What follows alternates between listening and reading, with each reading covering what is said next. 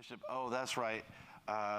Neil and Bishop were here earlier when we were laying this down. But what had happened was someone, to be unnamed, who is currently sitting here right now, forgot to hit record so that it got from us to you. And so it's just me. Sorry about that. But we're going to have a great Grace Unfiltered anyway, because the great thing is we only really have one question to cover, and I preached this past Sunday. So if someone's going to mess up and have to do it by themselves, this week it makes sense that it's me. Welcome to Grace Unfiltered. This is where here at Grace United, we respond to, we interact. So we preach, and you guys are welcome to ask questions and talk about collectively what we were talking about. And so we were preaching on worship. And this past week we talked about worship that is acceptable and unacceptable to God. And based off of that, one of you sent in a question. The questions are anonymous. We don't know what's in the question, but this is what they wrote. I'm struggling with the sermon. Yes, I kind of believe that something is better than nothing. And I feel like any time that I spend with God is hardly anything compared to how much time I should theoretically spend studying and praying and serving, etc. And after the sermon, I felt like, here's the question, what's the point of even trying? So what they were referencing, let me set up the question. What they were referencing is this point. Yes, I kind of believe that something is better than nothing. So the sermon centered around Isaiah chapter 1, where God is speaking to his people through the prophet Isaiah and telling them, listen, you guys are bringing unacceptable worship to me. He says in chapter 1, I wish you would close the doors of the temple, stop burning sacrifices, basically stop having church. Close your church down. Stop having church services because your worship is useless. He said, what I'd rather you do is the things that I've asked you to do, which is take care of the poor and needy, seek out justice, help the oppressed, help the poor, help the widow, those type of things. Because the Israelites weren't doing the basic things that God asked them to do. And then they were getting together and worshiping and acting like they were following God. And when in reality they weren't. And so God's like, your worship services don't mean anything to me if you're not actually following me, if you're not actually doing what I've asked you to do. And so that it formed out of Genesis chapter 3, Cain and Abel. God accepted one sacrifice and didn't accept the other. It came out of the book of Revelation. He looked at the church of Laodicea and said, I don't accept what you're giving me. So from Genesis to Revelation, beginning to end, God sees some sacrifices as acceptable and some sacrifices as not acceptable. And so, and one thing that I said is that God says that I wish you would stop bringing me apathetic worship. In fact, no worship is better than apathetic worship to God. He says, stop bringing me this apathetic worship. I would rather you close the church down. I'd rather you stop having worship services than bringing me your leftovers. And so there is this feeling that I think a lot of us feel where this person says, after the sermon, I feel like, what's the point of even trying? So let me encourage you. 3 things. One, let me set it up and say, I don't feel like I could have or should have dumbed down or backed off of what God is asking of us. You see, people ran into Jesus all the time, and the classic one is the rich young ruler. Rich young ruler comes to Jesus and says, hey, I'm a really, really good religious person. I'm doing all these good things. And Jesus is like, great, thumbs up, high five on all that. And then Jesus says, but you lack one thing.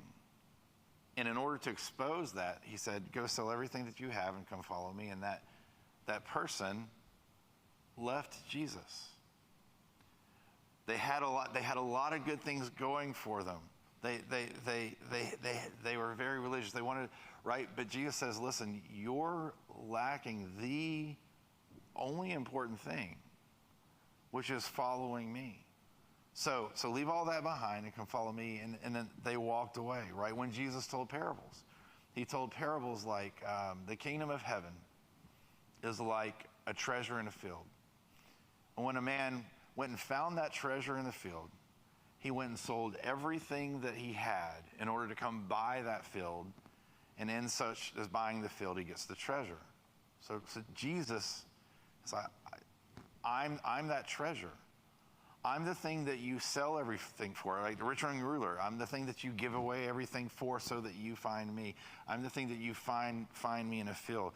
Jesus says crazy things like, in order to save your life, you have to lose it for me.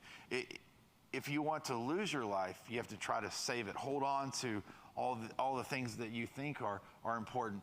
You have to let those go and come follow me. And if you follow me, right, if you follow after me, everything else will be added unto you. And then you have this, what I call the scariest passage in all of Scripture, which is simply this. Jesus says, many people who get to heaven, be face to face with God, will say, look, I've done all these things for you. I've gone on mission trips. I have served the poor and needy. I have gone to church all my life. I've tithed, blah, blah, blah. Here's my resume. And God's going to look at that person and say, depart from me. I never knew you. So in what we were talking about on Sunday morning,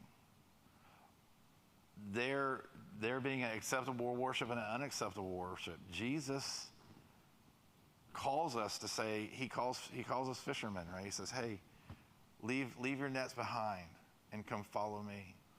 And it is a grand call in front of a grand God. And there is no other call. So there is no God can be a part of your life. No, you have to see him for who he is. And once you see him for who he is, then you give up everything, right? But so that's point number one. Point number two is simply this.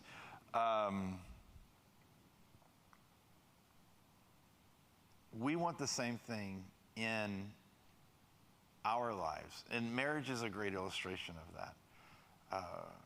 I've been married now to Julie for 22 years. Julie's the most important person to me in this world, and hopefully I am to her. I believe I am. And I expect, and she expects, let's go with her. She expects for me to make her a priority in my life, to be the first in my life. I make plans with her, and then I make plans with everybody else. I think about her, and then I think about everybody else, right? Including kids, right? She is more important than my kids. She is more important than my work. She is more important, right? And as she should be, as my wife. And she has a right to expect that. She should expect that. And I have a right to expect that back from her, right? And if we expect that in our human relationships, and we say, this is right and good, this is the order things should go in, then how can not God expect that from us? Not only because of who he is, but for our sake. So for example, if I put my kids, that relationship with my kids, they're more important to me than my wife, then what happens? Well, my relationship with my wife crumbles, and then the safety of the world that my kids live in crumbles. And everything, once you get your loves out of order, disordered loves, once you get those out of order, everything goes into chaos. And so when Jesus calls you, and God calls you to put him first, priority in all of your life, then what he's asking you to do is to order your life in so much as you will live. Not only will it bless you, it will bless everybody around you. But you probably know those things. Because I think your ultimate question comes down to the last sentence, which is this. After hearing this sermon, after hearing this call, I feel like, what's the point of even trying? I feel that as a pastor. I feel you saying, look, I'm doing my best. Like I'm rolling really fast through life. Finances could probably be tight. I get up, get going, and I crash in bed late at night, right? I feel that, if that's what you're asking. And to that, I respond with one of my favorite stories of all time from Scripture, a historical account. It's Mary and Martha with Jesus, and Jesus comes into the house, and they both recognize Jesus' importance. They both recognize who Jesus is. But they react to that importance in two very different ways. Martha gets very busy doing housework, preparing for Jesus, trying so hard for Jesus, which Jesus appreciated. Mary, on the other hand, just starts to spend time with Jesus, sits at his feet, basks in his presence, enjoys that he's there. And Jesus uses this time to look at Martha and say, Martha, Martha, you are worried about so many things, and you're so busy, and I see what you're doing. But Mary has chosen what's most important, and it won't be taken from her. So if this is true with you, and I don't know, but if this is true with you, what I would say to you is this. Trying comes from being and not the other way around. What Jesus wants you to do, what Jesus asks you to do, what Jesus demands for all of us to do, is to put him first. Because that will bring us peace and joy and life. And all of the things will be given to people who do this. And so I encourage you to be, yes, you've got to put Jesus first. You have to put God first. And if you do that, then the things that you will do for him will flow from that and will be an acceptable sacrifice. Because you will be sacrificial with your time. Now, some people may be able to give 2 hours. You can only give 15 minutes to whatever. But if you give those 15 minutes, he knows that'll be a sacrifice. Other people might be able to give $5,000 to charity, and you can give $5 to charity, but that $5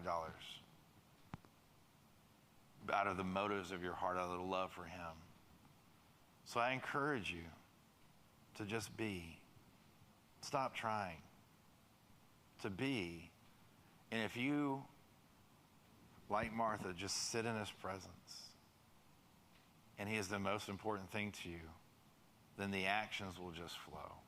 And those actions will be acceptable worship unto him because you will be giving your very best.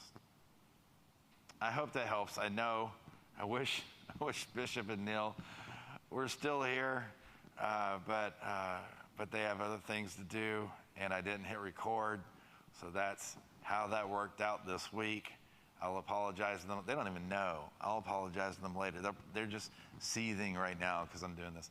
But, they did their deal. So this is Grace Unfiltered from Grace United, 12900 Cantrell Road, 9 o'clock, 10:30 services.